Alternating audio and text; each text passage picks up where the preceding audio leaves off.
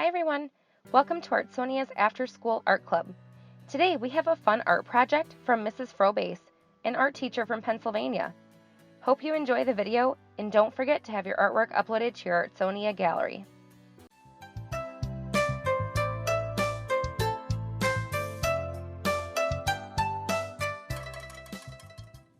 Hi everyone, welcome to the studio. Today we're going to be creating our own version of the Great Wave inspired by Hokusai.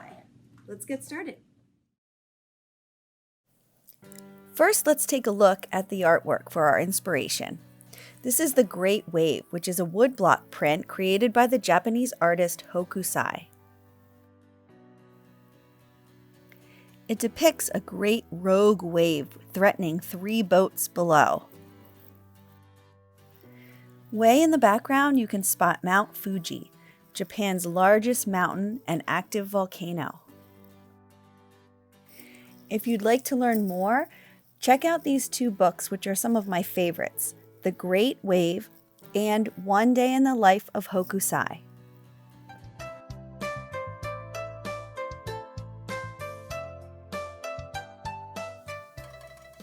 Now let's gather our materials. You'll need watercolors, a paintbrush and some water, some tempera paint in just blues and white, and some type of brush that can create texture, and your paper. Let's get started. I'm going to start by sketching a few guidelines to help me. Halfway down the side of my paper is where I'm going to begin my first large wave.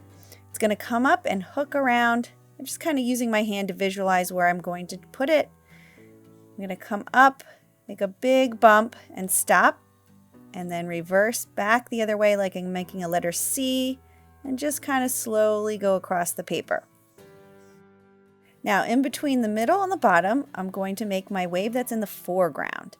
So here I'm just going to make some large curves or bumps going across the paper, however many you like. Feel free to add some shapes of boats if you like. But don't forget, in the background we have the great Mount Fuji. I'm just going to make a little bump right in the middle behind the largest wave. Put a little snow cap on it, and there you go. I want to keep my drawing simple, so I'm ready to paint now. So I'm going to gather my watercolors. That part is going to be for the sky, the farthest background that we have.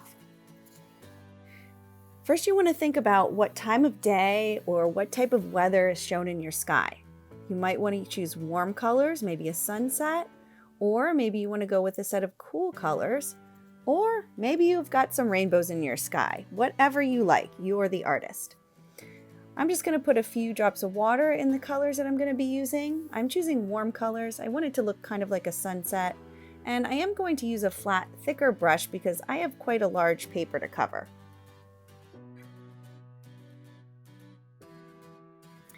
I like to paint watercolor skies going from left to right. It doesn't have to be stripes, just kind of a natural blend until my color or my water run out. I like to keep it smooth, so I keep adding some water and some color. I keep switching colors every time so that when I'm adding more colors, I can blend them into each other to create some differences in the coloring. So I'm just using warm colors right now, like reds, oranges, yellows. I'll add a little bit of magenta in there. Just be sure not to use too much water. You don't want to get any puddles on your paper. Try to spread it out evenly. If you do want it to be darker, just be sure to get a little bit more paint, a little bit less water to get some darker colors. You can also try adding some water to your paint set a little bit earlier, maybe a half an hour or more before you start painting. That'll really soak into your paint set so you can get a darker color.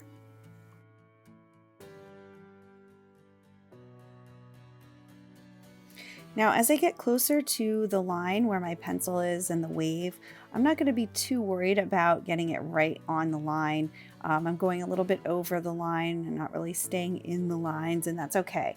When we get to painting our wave, we're going to use tempera paint, which is a lot more opaque, and we will clean that line up and paint over any areas of the sky or the watercolors that kind of went over and into your wave. So no worries.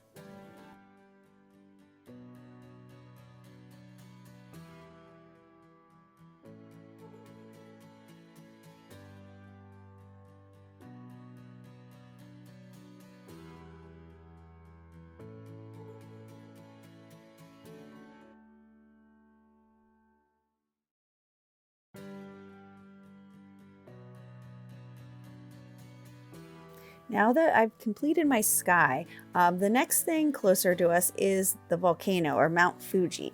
Now you can paint it blue like Hokusai did in his work, but I think I'm going to go with a kind of brownish color for mine. So since it's brown, I'm going to use the watercolors, just get a little bit of water. I'm going to add a little bit of brown and keep the top white. This time I'm going to kind of go close and get a crisp edge on the sides of the volcano. I might mix a little bit of black in there on the edges just to make it stand out and give it a little bit of form. Now we're going to start on the waves. I'm going to use tempera paint. I have a dark blue and a light blue and a white. I'm going to clean off my brush. I don't need any extra water in here because these are not watercolors. And I'd like to use my flat brush again. We're going to be creating some long strokes of paint going upward to show that the wave is rising. So I'm going to start with my darker blue all the way on the edge. I'm going to spread it upward. We're going to use both the blue and the white. I'm going to suggest the darker colors for this middle ground.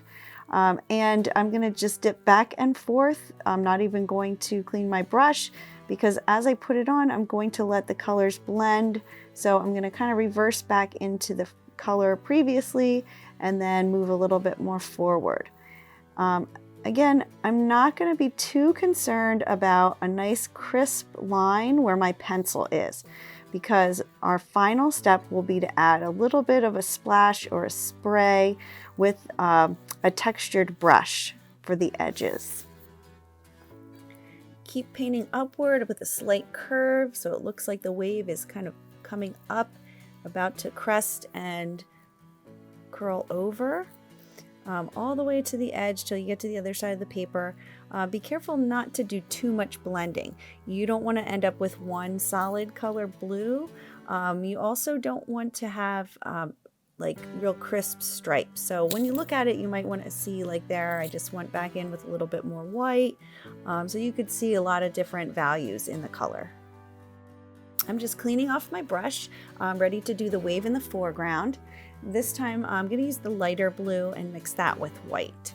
Now I want it to look like it's rising again. This wave's just not quite as big. I am going to just kind of trace the line where my pencil was just to kind of make it stand out a little bit more. You don't have to do this though.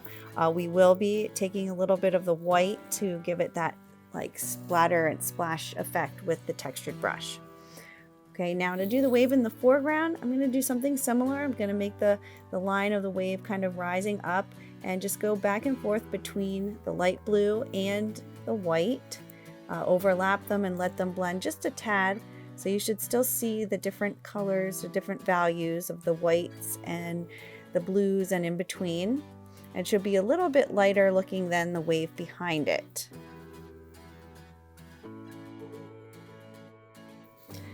If both your waves are beginning to look a little bit too similar, you always go back and add a little bit more white into the wave in the foreground to make it stand out a little bit.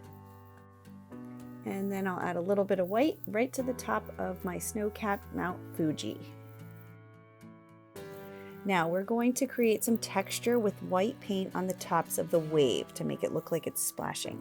I'm going to use this, it's called a funny brush. It's made with little rubber bands, but you don't have to use this. Any kind of brush that can create texture.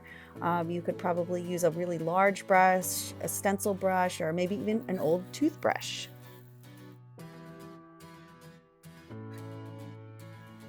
So I'm going to dip my paintbrush or my funny brush into the white paint, and I'm just going to tap it all along, kind of overlapping the wave and up into the sky.